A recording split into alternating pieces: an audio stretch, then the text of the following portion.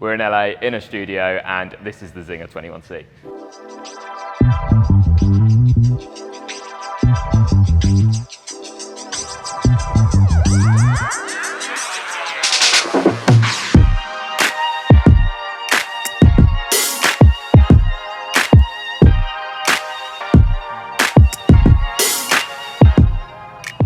The start of the day, this is the ZINGER road car, and we're about to go do full car shots of it.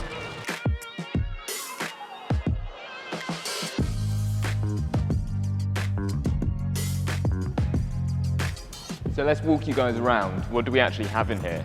We have 2 floating ceilings, which is a bit challenging. Ideally, I'd only like 1, but these are totally movable, as you'll see in a bit.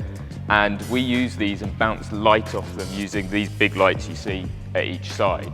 And basically what I can do there is control the reflections on the car. It's a totally controllable space. It's also private, which is important when the car's not been released yet. And we can do anything we want in here, but it's not actually the easiest thing. So studio photography takes a lot of practice and quite a lot of expertise. I've done quite a lot of it now, I'm quite lucky, and I'd say I've become somewhat of an expert in a way. And even yesterday, when shooting the car for the first time in this environment, I had a massive learning time. Because this car has lots of curves, so you've got the arches and the canopy, it's like no other car I've shot before, so I had to really learn how to overcome certain challenges with reflections. Like the car reflects itself, and we want to just have the most beautiful shape and really emphasize what an amazing design this is.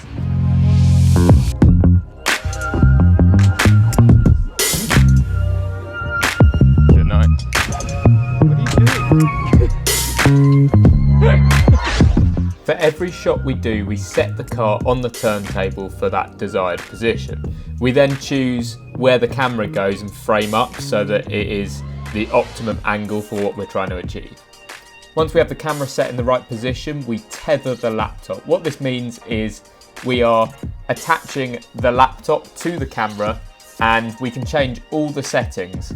We can see the photos immediately. This means we can review the photos in 100% zoom, which means we make sure we get every element of the lighting absolutely perfect. When we're shooting, I actually stack up the lighting. So what this means is I'm focusing on each little area of the car with the intention that I build it up in Photoshop afterwards. So I'm trying to get this all right. I'm remembering as I go what I've shot, what looks good. I can of course check on the laptop, but you're trying to make sure you get every little detail. One of the great things about shooting a car for the first time in the world is actually speaking to the designers and encapsulating their vision. I had a quick chat to Dave O'Connell, who's the head of design for ZINGER. Hi, my name is Dave O'Connell, and I am the chief designer for ZINGER vehicles here in Los Angeles, California. And I'm here today to tell you about this fabulous vehicle we have created called the 21C. So what makes the 21C inherently different are 3 things. It's the way the car is made with the latest breakthrough technology that is a combination of 3D printing and other specialized lightweighting methods. There is the architecture of the car, which is the inline seating where you have the driver sitting in the front, you have the passenger sitting directly behind them, midship layout, and then you have a body which is designed to be extremely aerodynamic, extremely efficient, beautiful, exciting to look at, and those 3 factors combine to create a vehicle unlike any other on the planet today. In any development process, going from concept to reality into production is always very challenging, and it was no different on this vehicle. However, we were all believing in the same objective of creating a car that was really unlike anything else anyone has ever seen before.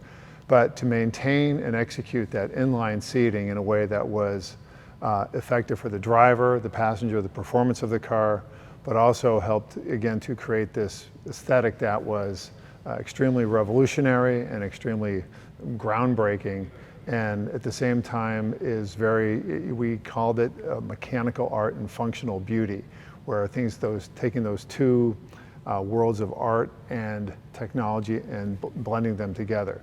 But I think executing that inline seating concept where you have a long cockpit fuselage that is sitting between a chassis where you have the bodywork really shrunk wrapped around all the functional components of the car, maintaining and executing that in a way that was successful was one of the things I think we're all very proud of.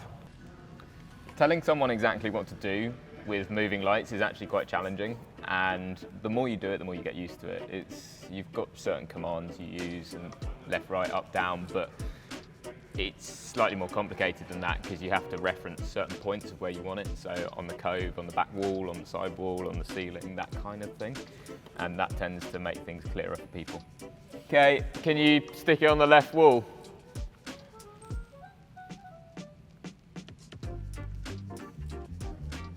Yeah, stop.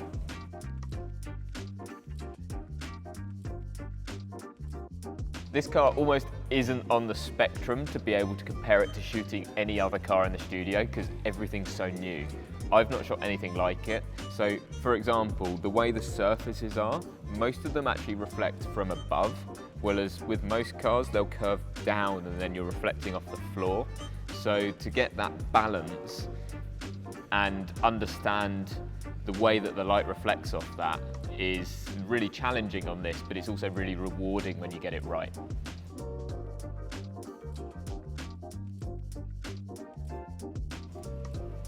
Some studios have a turntable, so we can spin the car around. Others don't. There's benefits to each way. So when you've got a turntable, it makes things quicker. You put the car on and then you just spin it on that all day. That's nice and easy. Car's in the optimum position in the studio. The disadvantage is the line around the edge of the turntable shows up in the shots, and that's not just in the actual floor physically, it's also in the reflection of the car, which can be a bit annoying. It's not a big problem on this car though, which is nice. I prefer studios without a turntable, very much so, because of that line, and I find that really annoying. But the benefit of having it is that you don't have to shuffle it in the studio all day, which means you don't have to be mopping up the floor and getting rid of tyre marks. So there's benefits to each.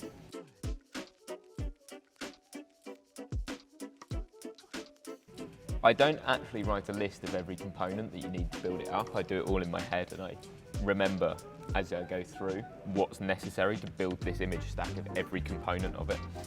Sometimes I forget, that's life, but on the whole, I remember everything that's needed.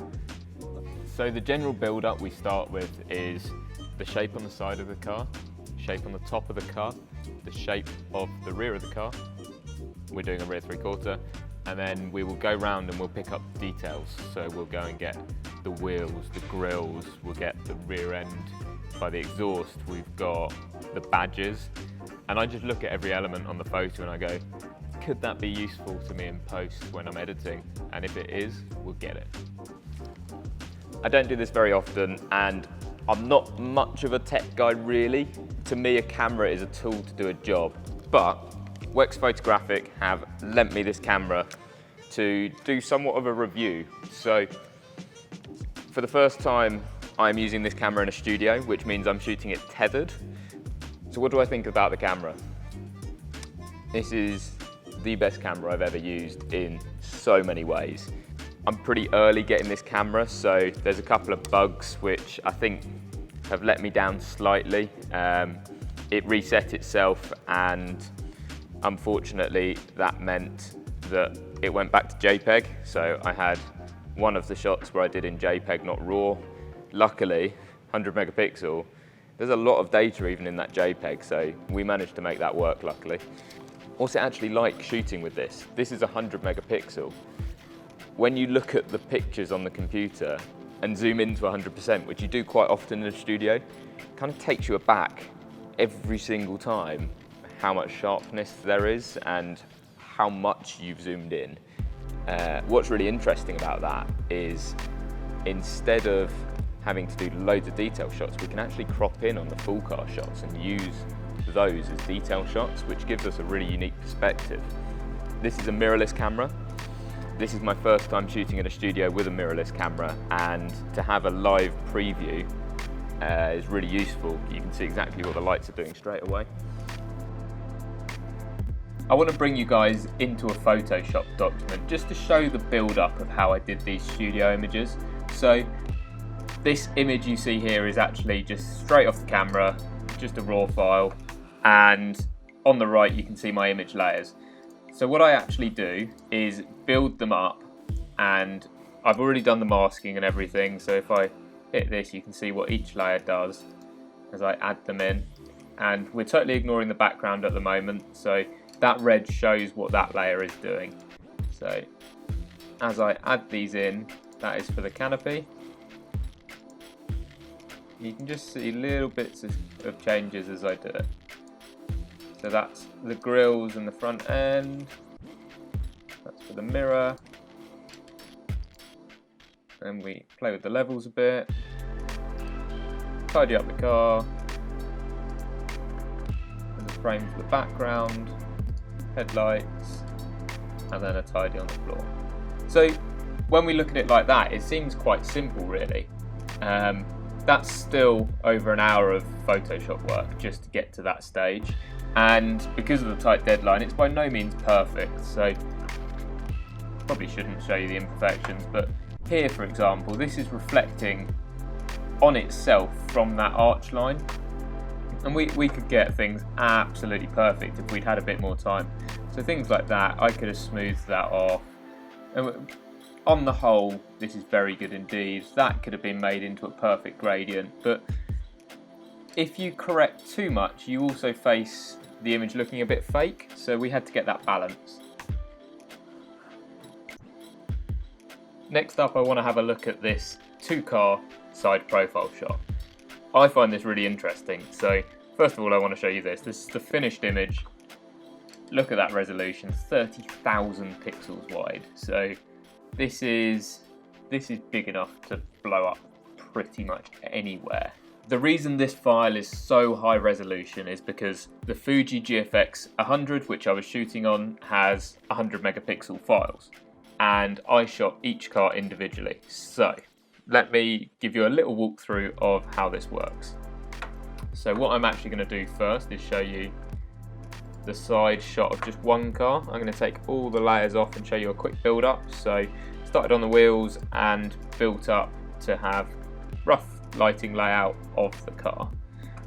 A couple of little things into canopy tint, removing a mirror reflection, and a couple of toning things, and then I go on and change the background out. So I know it seems very simple when you see it like this. It did actually take quite a long time. This was a good few hours to make sure it's absolutely perfect.